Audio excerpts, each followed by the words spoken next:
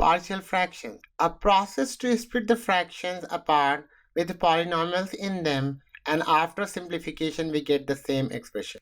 In other words, we can say that when we split the fractions and when we combine them back, we get exactly the same expression. We are going to use some constants over here, so let's talk about that first. A is not equal to B. This is the first set of information we need to know. Capital A, capital B, and capital C are the real numbers that we need to find after simplification. So technically, when we combine, we get the values of A, B, and C for the expression or for the fraction. What I'm going to do, I'm going to create a T-chart. So you will see I have rational functions under this column and partial fractions under this column. So I will write the rational functions and then we will do the partial fraction of those rational functions over here.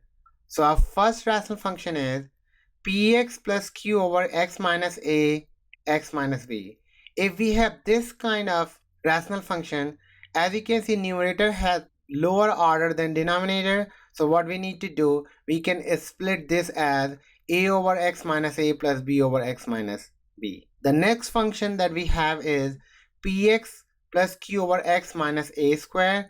When we have the repetition of the same expression at the denominator, what we will do, we will write a over x minus a plus another real number b over x minus a whole square. Let's talk about the third rational function. Px square plus qx plus r over x minus a, x minus b, x minus c. When we have this kind of rational function, what we can do, we can split it in a over x minus a plus b over x minus b plus c over x minus c. Px square plus qx plus r over x minus a, x minus b square. As you can see, we have the repetition of one term at the denominator. So what we can write a over x minus a plus b over x minus b plus c over x minus b square. And the last one, px square plus qx plus r over x minus a and ax square plus bx plus c. As you can see, we have a linear and a quadratic function at the denominator, and ax square plus bx plus c.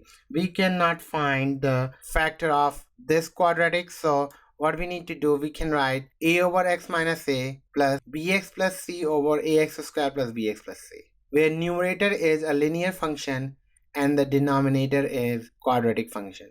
In all these rational functions, you can see that numerator has lower order than denominator. Or in other words, we can say that it is possible to find the partial fraction of any rational function only if the rational function is proper rational function.